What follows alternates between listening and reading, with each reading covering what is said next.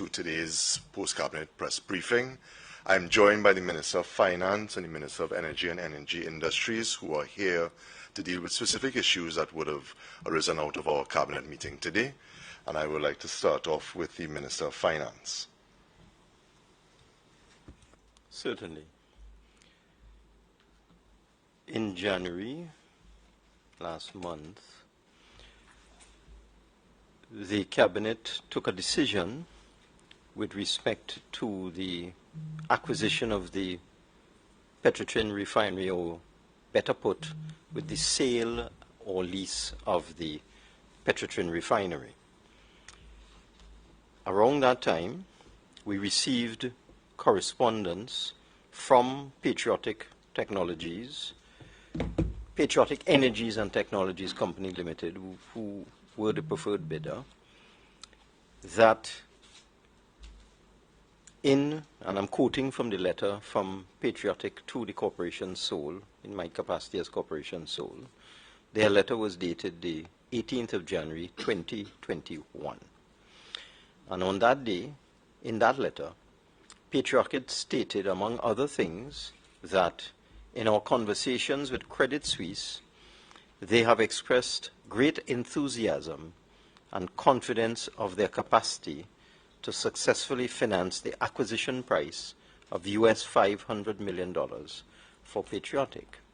And that was in the context of a cabinet decision where the cabinet had decided that we would return to the open market to determine whether there was anybody who was interested in the sale or lease of the assets of Guacaria and or Paria. Following the receipt of that letter from Patriotic, the Cabinet made a decision through the Prime Minister that we would give Patriotic a further 15 days to submit a firm and binding offer for the financing of the acquisition of the refinery. That 15th day ended on the 5th of February 2021. On the 5th of February 2021, we received a proposal from Patriotic.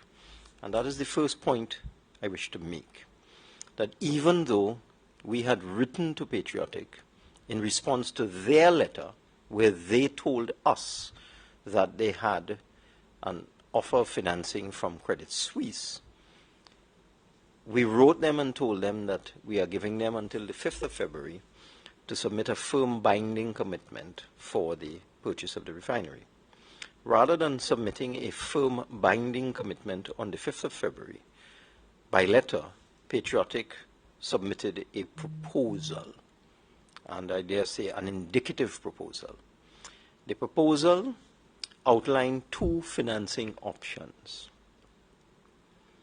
The options can be described as a tax credit purchase facility and a receivables purchase agreement. To explain the first option presented in the letter from Patriotic, to which was attached the proposal from Credit Suisse, which was the proposal that they had referred to in their, well, it was the financing arrangement that they had referred to in their January 18th letter. The various divisions of the Ministry of Finance that deal with economic management and debt management analyzed the two proposals and prepared a discussion paper for me as Minister of Finance, which I subsequently submitted to the Cabinet. The first option, option 1, tax credit purchase facility, requires the government to issue tax credits to Patriotic in the amount of US $750 million. The tax credits would be divisible which would mean that the $750 million worth of tax credits could be divided into smaller amounts, 10 million, 20 million, 50 million, as the case may be, and transferable, such that Patriotic would be able to sell them to any third party. When the government issued these tax credits, Patriotic would transfer them to Credit Suisse. And Credit Suisse would then be empowered to sell the tax credits at a rate of $100 million per year, or $680 million per year. Credit Suisse would be able to sell those tax credits to anybody they pleased. So they could sell them to BP, they could sell them to Shell, they could sell them to anybody who owes tax to the government of Trinidad and Tobago. And those tax credits could be then used to offset any tax liability that any of these entities had. So let me repeat that.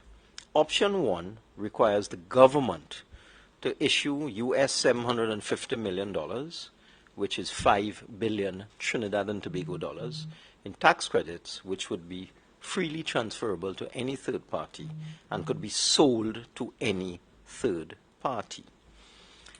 One interesting point that the technocrats in the Ministry of Finance picked up was that Credit Suisse was asking for 700 million US of the 750, and the remaining 50 million US could be sold by Patriotic as they see fit. That's 340 million Trinidad and Tobago dollars. The implications of this option, option 1 or option A, is that the revenue of the government would be reduced by $5 billion.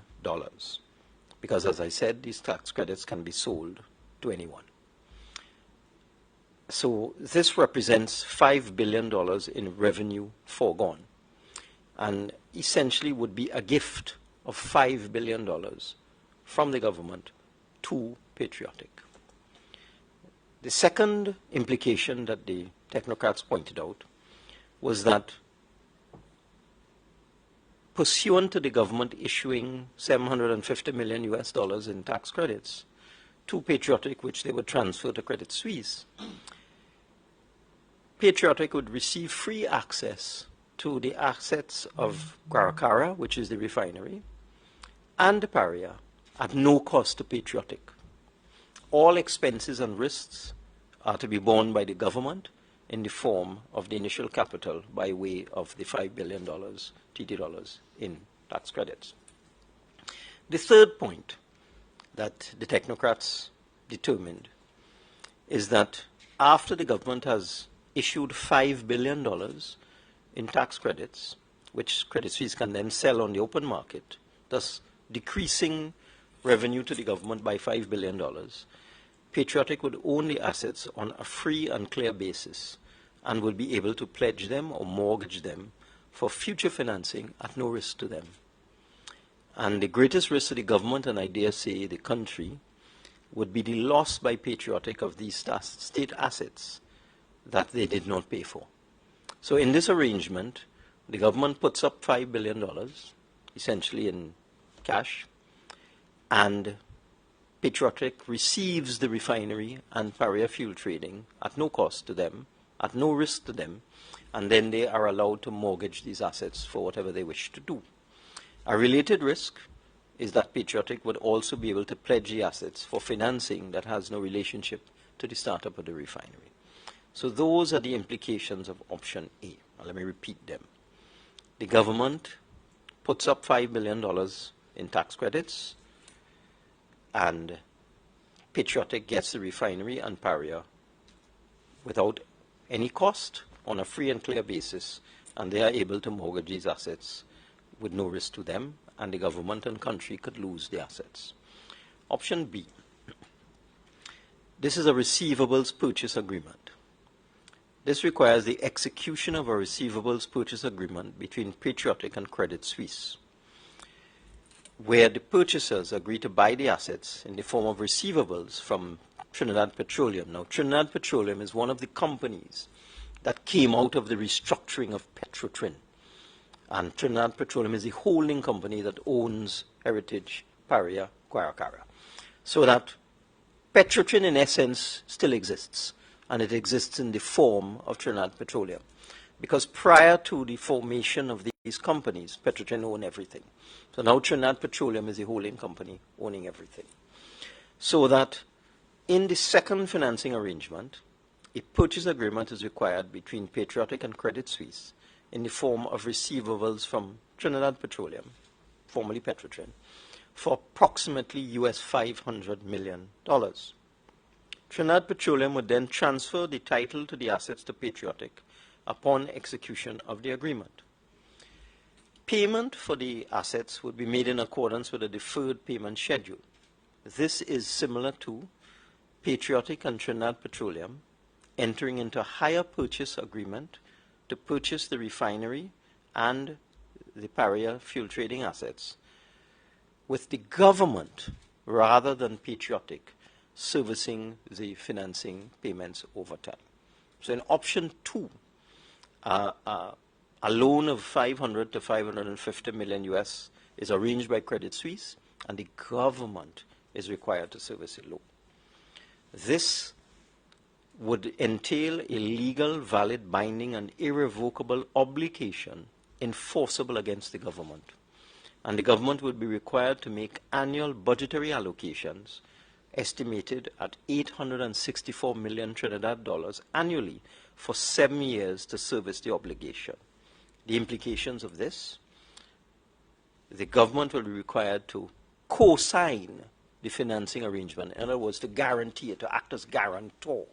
As you know, you may go for a loan and you don't have the collateral. You get somebody to guarantee or act as guarantor.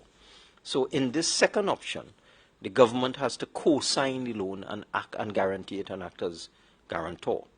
And having done that, having co-signed the loan and guaranteed it, the government is required to make annual budgetary allocations from the consolidated fund of approximately US $127 million or 864 million TT dollars for 7 years. And it is to be noted that I'm converting to TT, but the payments are in US. So there's a foreign exchange rate risk as well as leakage of foreign exchange risk here, because the government will have to put out 127 million US dollars per year for 7 years. The second implication of this is after the government does that, co-signs the loan, acts as guarantor, guarantees a loan, and makes the budgetary allocations, commits to make these budgetary allocations of 864 million a year for 7 years, Patriotic would receive free access to the assets at the expense of the government. So again, Patriotic will get ownership of the refinery and Paria at no cost to Patriotic. All expenses and risks are to be borne by the government in the form of annual payments totaling 864 million a year, or $6 billion in total over the period. And the third implication is Patriotic will own the assets on a free and clear basis and will be able to pledge them or mortgage them for future financing, again at no risk to them. And again, the greatest risk to the government would be loss by Patriotic of state assets that Patriotic did not pay for. Again, a related risk is that Patriotic can pledge the assets for financing unrelated to the startup of the refinery. In both instances, the government is required to finance both options in the sum of the US dollar equivalent of $5 billion in the first option and $6 billion in the second option. A third implication is that when the government does that, when the government pays out $5 billion, option A, $6 billion, option B, the funding provided by Credit Suisse does not come to the government. It goes to the bondholders who refinanced the Petrotrin bond of 850 million US dollars in 2019, 2018, I believe is the year it was. So that's a further implication. Government puts out $5 billion. Credit Suisse funding of 500 million US does not come to government. It goes to financiers of Petrotrin. Patriotic gets the assets free and clear, which they can mortgage. They do not pay for them. And that the country and government can lose these assets. So these two matters, well, these two options were, the analysis of these two options was presented to the Cabinet today. The Cabinet, having looked at all of this, considering the fact that the refinery was closed because it was felt that it was a loss-making enterprise and that the country and the government could no longer afford the billion-dollar losses of the refinery. This proposal, which is not yet an offer,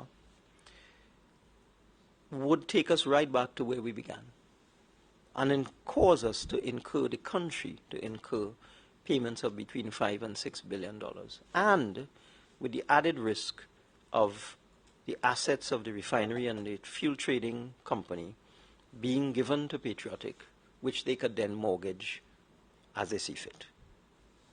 So that the Cabinet, having examined all of this,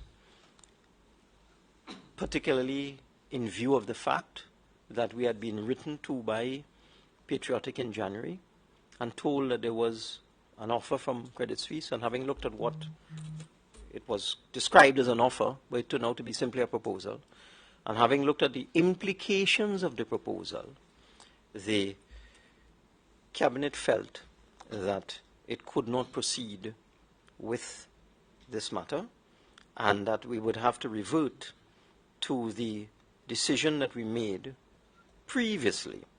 And if I can just read the decision, that Trinidad Petroleum Holdings, the government of the Republic of Trinidad and Tobago, would thank Patriotic Energies and Technologies Company Limited for its proposals to date with respect to the purchase of the assets of Guaracara Refining Company Limited and Paria Fuel Trading Company Limited, and inform Patriotic that the exclusivity granted to it with respect to the acquisition of Guaracara and Paria can no longer be supported by Trinidad Petroleum or the government.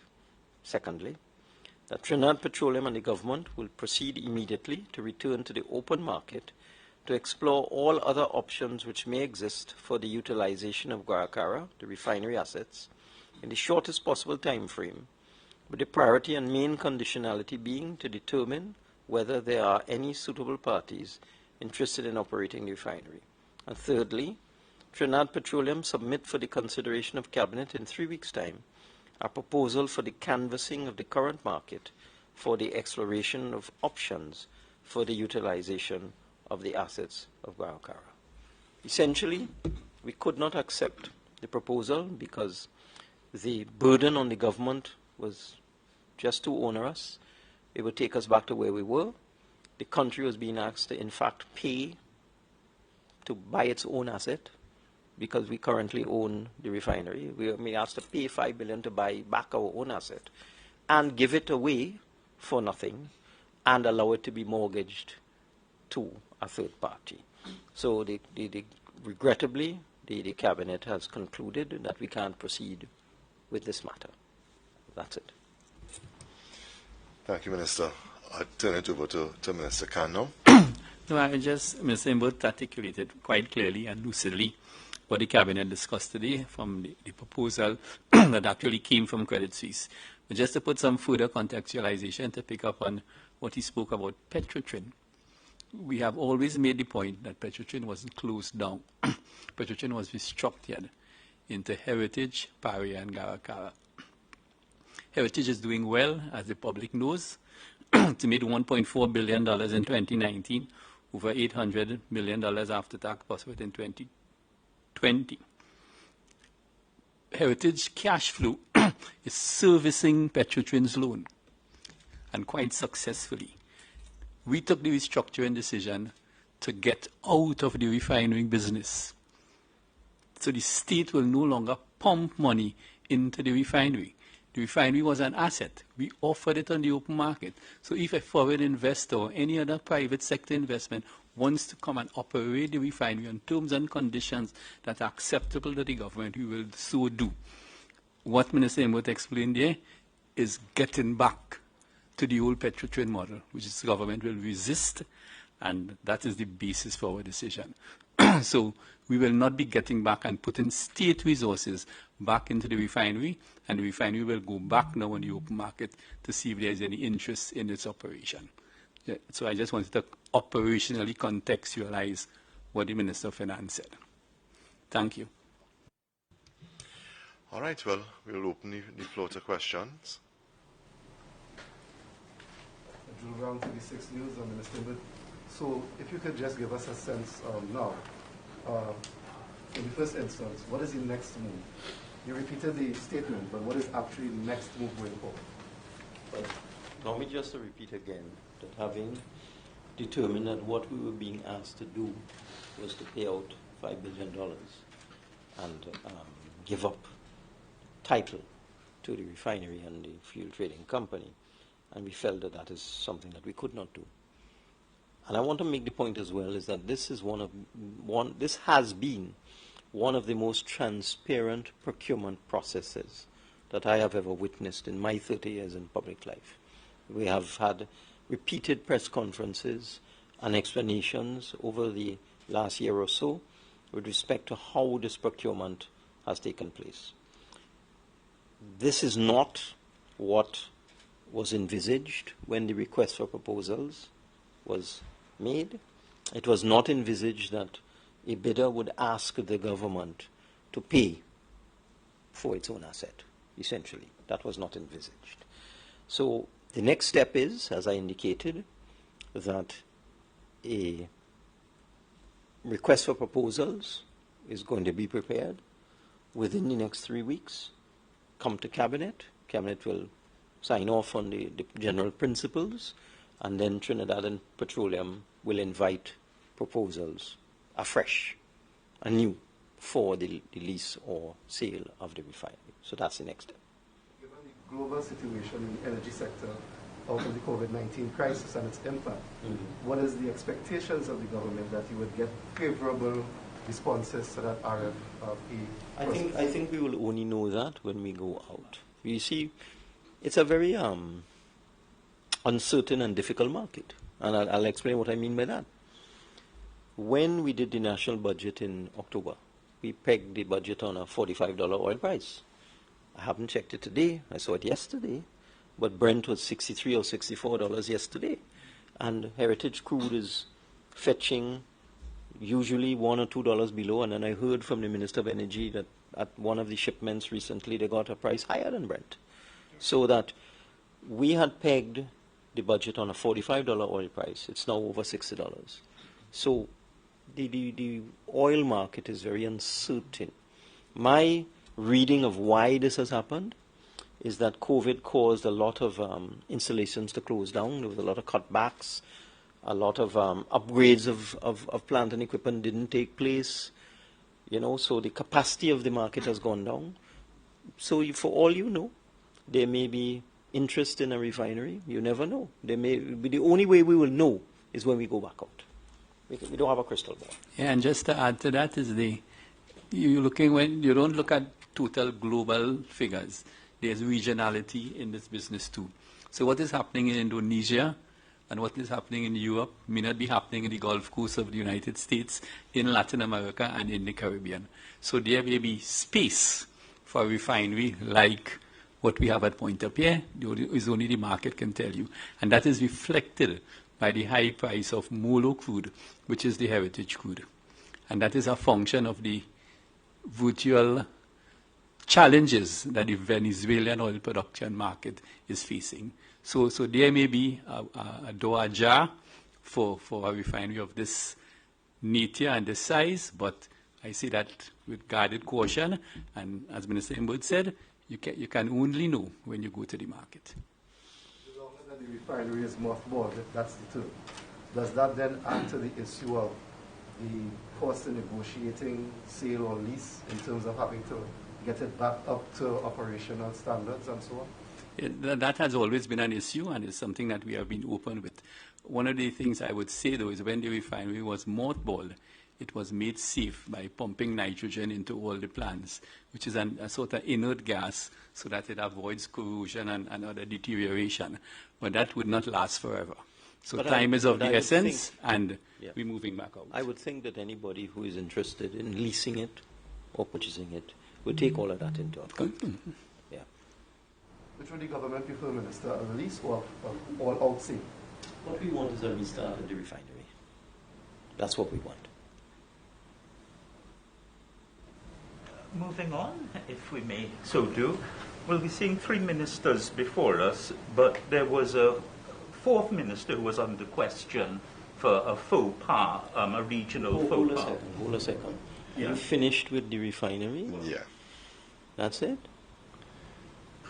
Everybody done? I had another question, but I could defer to Sean. No. This press conference is designed specifically to announce the government's decision with respect to this matter, the lease or purchase of the refinery and Paria, and any questions related to that.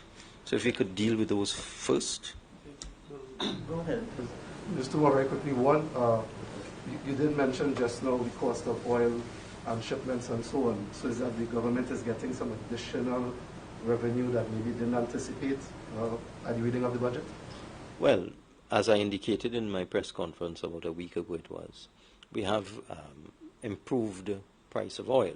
So we would benefit from that in terms of royalties, which are directly calculated on the price of oil. Royalties 12.5% of price by volume. And we would start to get some supplemental petroleum tax, because supplemental petroleum tax, except for the very small fields on land, kicks in at $50. So we will get some additional revenue, more than we expected. But on the other side, still have production issues, not so great in oil, but serious production issues in gas and serious price issues in gas. So that whatever the increase in price of oil is, it does not compensate for the loss of revenue on the natural gas side. And how does this impact, if at all, the plan for the new pricing structure at the pump, the payment of gasoline? It doesn't affect it in any way, because the whole point of that pricing structure is that the current prices will remain whole, and price will go up and down around a benchmark price. Price goes down, price of oil goes down, the price of gas goes down, the price of oil goes up, the price of gas goes up. But we try to structure it so that it remains around a sort of a benchmark price. Starting date for that? We're hopeful. The Cabinet has signed off on the policy, and we have to make amendments to the various petroleum legislation, and we will be doing that next month. We will. Okay? The legislation is being drafted, the Cabinet has agreed on the policy.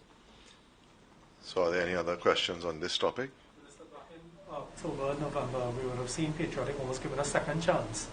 In January, another chance. Is this the end? Yes.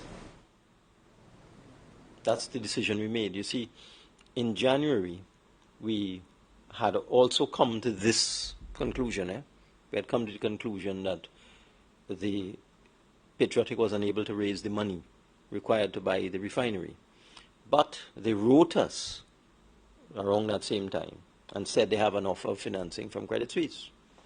So, based on what they said in their January 18th letter, we gave them an extension of time and asked them to give us a firm binding offer. But what we got was not a firm binding offer. What we got were proposals that involve huge cash outlay from the government, as you'll realize from what I said. So yes, based on the deliberations at Cabinet today, Cabinet has decided that we are going back to the market for fresh proposals. Has Patriotic been formally given this notice and No. have they responded yet? No. This is we are making this announcement now, and then we will have to craft an appropriate letter to Patriotic in response to its letter of the 5th of February, 2021. All right, well, our time now. The opposition has called for the... Would you just hold on, please? I do think one of your colleagues has a question about the refinery or Patriotic. Guardian. I think so. Good afternoon, Minister Imbert, Pavitra Kapolchan from Guardian Media Limited. So a member Patriotic is saying that your statement is inaccurate in that Credit Suisse is prepared to pay US $500 million and Traffic will be paying the other US $500 million. And they're saying that, it's not as though money is not coming, will not be coming into the country because they will still be required to pay taxes. There's no doubt that if the refinery is operating, there'll be economic activity. Nobody could argue that point. That's why we want the refinery to restart, if possible. But that is not what was submitted to us. The proposal, you see, I didn't analyze it myself. One should not advise oneself. So I gave it to the technocrats in the Ministry of Finance, in the debt management unit, in the economic management unit, highly qualified economists and financial experts who analyze financing arrangements every day. That's their job. And I said, these are the two options, analyze them. And in both cases, they told us that what this means, option A, the government has to issue tax credits to the tune of $500 million US, which can be sold freely to anyone. So once we issue the tax credits and they can sell them, the government has just lost $500 million. Well, it's in fact $750 million US dollars. And in option B, we have to co-sign the loan and make annual budgetary allocations to pay the loan. So that I'm not sure exactly what has been told to you, but I know what is before us, and I know what the officials in the Ministry of Finance have told us, that option A and option B require an outlay on the part of the government of $5 billion or more. Okay? I don't know if that clears it up. So they're saying that Credit Suisse is prepared to pay the $500 million up front. Yes. The whole point is, in return for that 500, which I said we don't get, so let's just slow it down a little bit. The $500 that Credit Suisse is going to put out, 500 million US dollars, let's make it clear. It's a big number. 500 million US dollars that Credit Suisse will put out, will provide, is in exchange for 750 million US that the government has to put out. Do I make myself clear? So that Credit Suisse gives Trinidad Petroleum 500 million US, the government gives Credit Suisse 750 million US. That's what's going on. So even though Credit Suisse will put out the 500 million US right away, that is true. But they will only do that if the government puts out 750 million US in tax credits right away, and it's given to them, and they can sell the tax credits. That's the missing piece in the information that is being given to you. That's option A. And in option B, the missing piece is that Credit Suisse requires the government to stand as a guarantor of the loan and to make annual budgetary provisions to make the repayments on the loan, which when added up will be equivalent to 6 billion Trinidad and Tobago dollars. Is that clear? That's the missing piece. So in both option A and option B, option 1, option 2, Credit Suisse does in fact provide 500 million US. But in option A, in return for that 500 million US, we put out 750 million US. And the added point that you need to follow this, we don't get the 500 million US that Credit Suisse puts out. It goes to the bondholders to reduce Petrotrin's debt. It doesn't come to the government. So in effect, the government is putting out 750 million US and receiving nothing. Okay, so I don't know if I've cleared that up. It is a fact that in both options, Credit Suisse produces 500 million US, but in option A, we put out 5 billion TT. In option B, we put out 6 billion TT. Patriotic does not put out anything. So I just want to make that clear. Okay? Music. Go ahead, thank you, Minister. Well, I will now pass this part of the press conference over to the Minister of Communications to manage. My job, my assignment today, together with the Minister of Energy, was to come and report on this matter. So I'll hand over the press conference to the Minister of Communication. Thank you. So the question is, a minister made a faux pas about the source of vaccinations. It's gone not just Trinidadian but regionally. So where do we go from here? We would like to know if Cabinet would have communicated directly with Prime Minister Motley if there's been any. I mean, we've seen press releases and statements on Facebook, but whether there's been that personal touch. And secondly, does Minister Dale Singh remain a cabinet colleague of yours? So first of all, the minister has the benefit of the information that is given to him. I think he has been very clear as to the fact that he's apologized for the statement he made, the error in the information. As far as communication with the government of Barbados, that will be done either through the Prime Minister or the Minister of Foreign Affairs, and most definitely the Minister, as far as I know, still remains a cabinet colleague. There was another question. One of the things on people's mind continually now is the crime situation. We had 2 reports of women, a 59-year-old woman thrown out of a taxi after being assaulted in South Trinidad, robbed, and then a woman having to use a knife to fight her way in transit to the heights of Aripo. Could have been another victim. So there's a general question that is the government recognizing the mood among citizens, especially women? There's a mood of severe apprehension.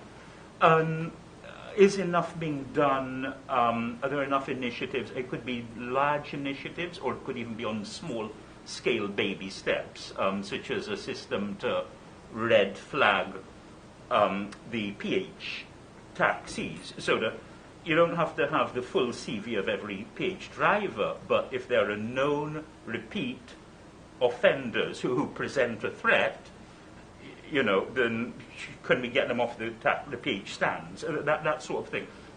Yeah. So, Sean, I think the answer to that is, firstly, I think every member of cabinet is acutely aware of the facts of what is happening in society right now. We are acutely aware of the emotion that is around it.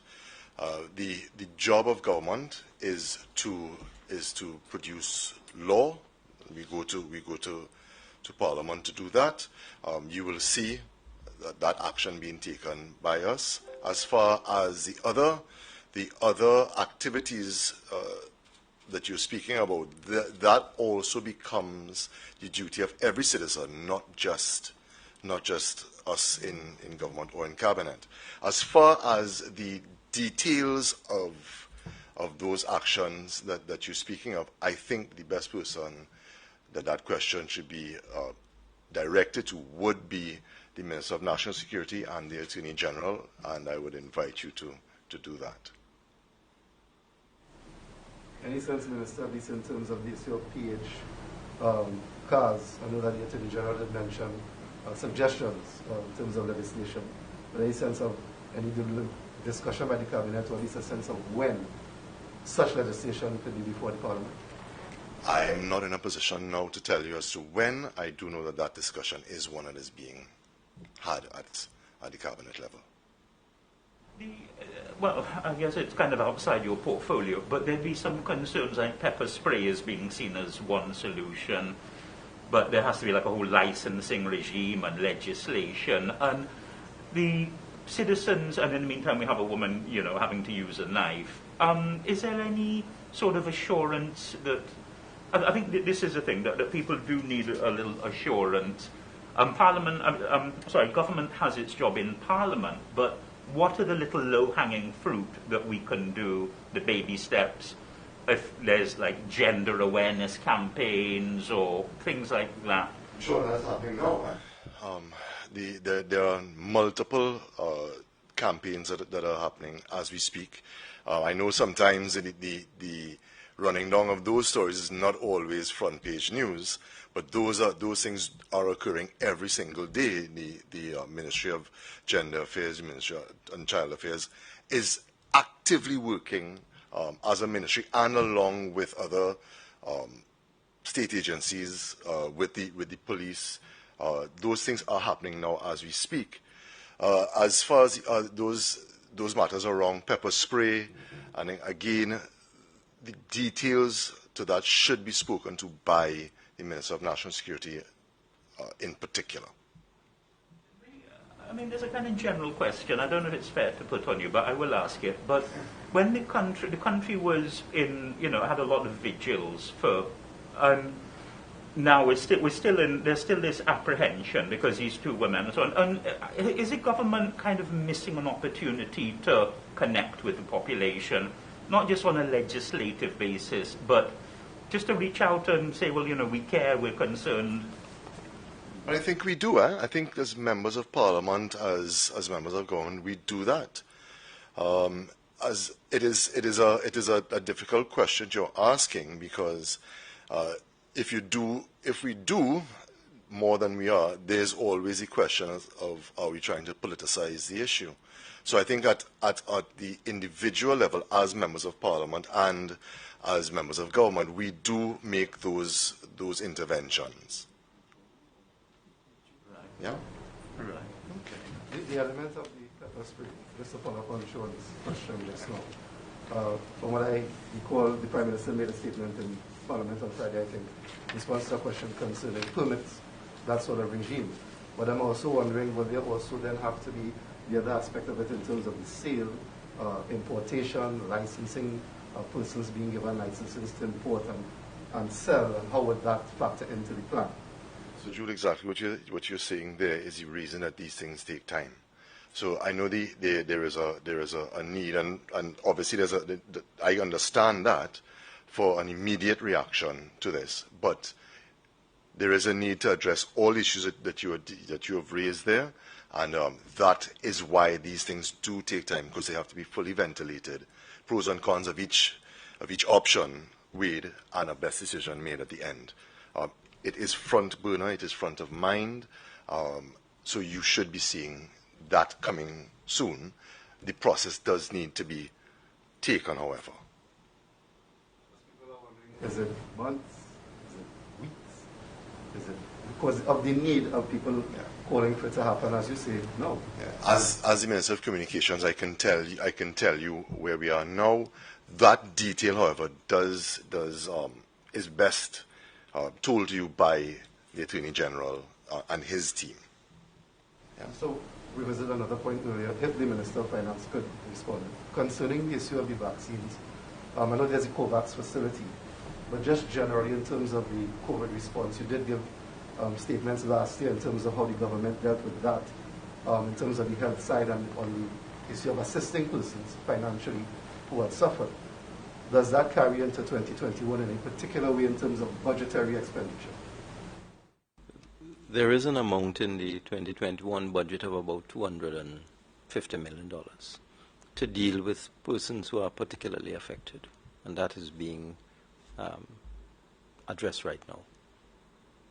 In terms of any bilateral discussions outside of the COVAX facility for, let's say, the... Well, I'm not talking about COVAX at all, I'm talking about COVID relief, because you kind of merge some things there. Clarification in terms of any bilateral discussions with... Well, I am not involved in that at all. My responsibility, once the Minister of Health and the other ministers who are responsible for that, for the procurement of the vaccine, have determined the options and the cost, that's when I come in. So that I, in fact, coincidentally just had a conversation with the Minister of Health last night. There are offers on the table. The particular offer that he had been offered, when we worked it out, it would cost $1 billion. I'm serious, $1 billion. So that that was known. But I know that the minister is receiving proposals from various sources, directly from the drug companies, from the COVAX facility, from sovereign governments and so on. So I expect within the next couple of weeks there would be more options on the table and the costs will become known. And then that's where I come in and I would advise the cabinet accordingly. Because if we have to put out 100 million or 200 million or 500 million or $1 billion, that is a cabinet decision. That is not a decision I would take.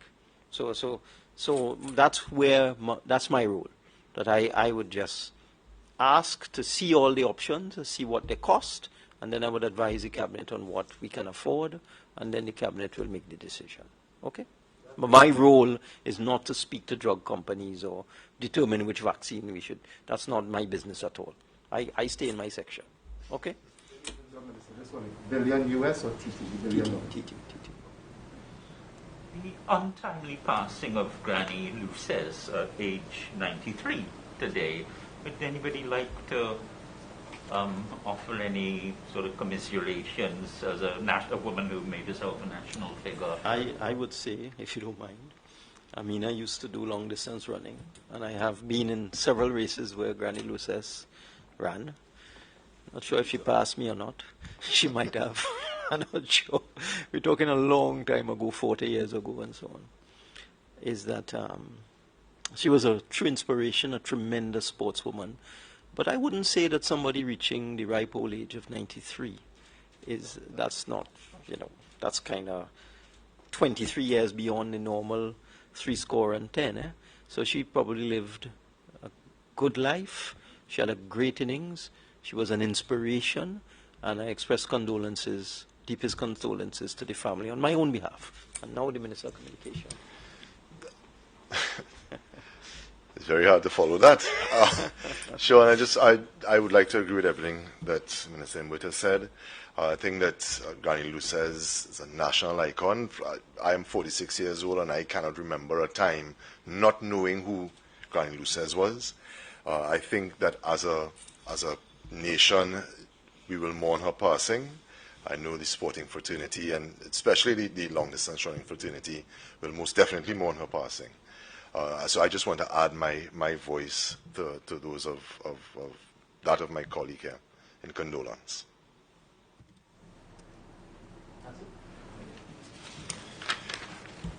Gentlemen and lady, thank you very much for joining us, and to the wider listening public, thank you for joining us today.